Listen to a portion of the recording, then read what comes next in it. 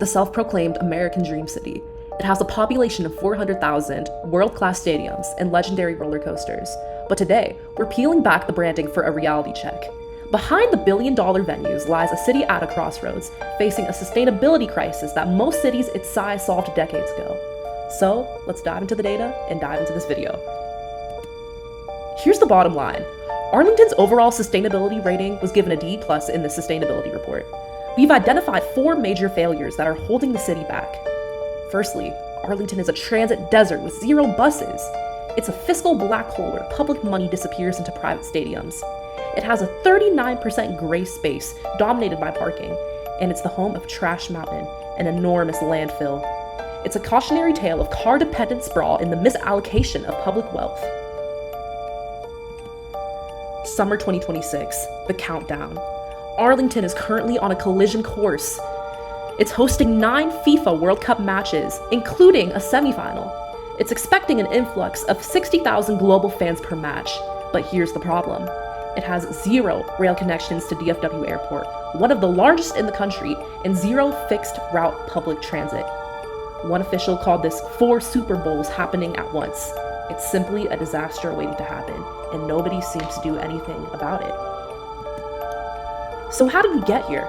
Arlington is officially the largest city in the United States without a single bus line. Since 1980, voters have rejected transit 3 times, opting to fund stadiums instead. This isn't an inconvenience, but collateral damage.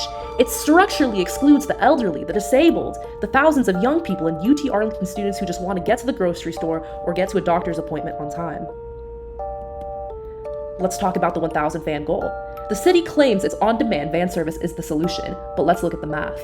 To move just 1,000 fans from the AT&T Stadium, you'd need 140 to 200 subsidized vans. A standard urban solution? Just 14 buses or 4 light rail trains. Worse yet, fares cover only less than 20% of the costs of this VIA service. This isn't public transit, but a publicly subsidized taxi service. Here's the circular logic trap. Critics say Arlington is too low density for buses. That's a complete trap. Let's take a look at Corpus Christi, a coastal town in Texas that has a lower density than Arlington, yet it has a fully functional bus network. The truth is, cities that refuse to invest in transit never develop the density to justify it. It's a self-perpetuating cycle of failure that keeps us stuck in our cars. Let's take a swim in the asphalt ocean. Arlington isn't just a city anymore. It feels like a parking lot with a city trapped inside. A staggering 39% of our central area is devoted entirely to parking. That is the 3rd highest percentage of any mapped US city, trailing only Detroit, Michigan. And that 39% doesn't even include the massive surface lots around the stadiums and Six Flags over Texas that sits empty most of the year. All that pavement creates a toxic asphalt machine, and these surfaces act as a heat battery that absorb the hot Texas sun and radiates it back all night, supercharging the urban heat island effect. And when it rains, it becomes a flood machine. Instead of soaking into the soil, toxic runoff filled with motor oil and heavy metals violently channels directly into the Trinity River, among the most polluted rivers in the whole United States. So why do we have to have so much parking? Because Arlington actually mandates it with parking minimums. These parking minimum requirements force developers to build vast asphalt seas that destroy walkability. This makes driving mandatory for people, which increases the perceived demand for more parking. Still, cities like San Jose, California, and Buffalo, New York are abolishing these rules. Arlington, on the other hand, remains stuck in the past. Let's talk about a popular headline. It says that in 2025, 15.6 million visitors and $2.8 billion in spending occurred in the entertainment district. But if you look at the picture below the red line, while that district is booming, our older neighborhoods are starving, hardly receiving pennies from any of this money. The city's own recovery plan flagged the Central District as being underserved with rising emergency medical demand. Now, I'd like to introduce the TIRZ Area Number 5 mechanism, which is the root cause of this. Instead of your tax dollars flowing into the general fund to fix our neighborhood streets or parks, they're diverted back as reimbursements to private developers. And they're on 30-year lockups where projects such as the Lowe's Hotel get 50% of their property taxes back. Our most valuable real estate in the entire city is effectively removed from the tax base for an entire generation. As for the neighborhood impact, if you have the misfortune of living near any of these stadiums, you are in the blast radius of the burden. Property taxes on homes near the AT&T Stadium have skyrocketed up to 108% since 2019. Residents deal with game day gridlock, noise, and visitors urinating on property, vandalism, insufferable traffic. Meanwhile, North Arlington, while does provide retail options, is still somewhat of a retail and a walkability desert, where residents have to drive to other cities just for some basic shopping and dining options.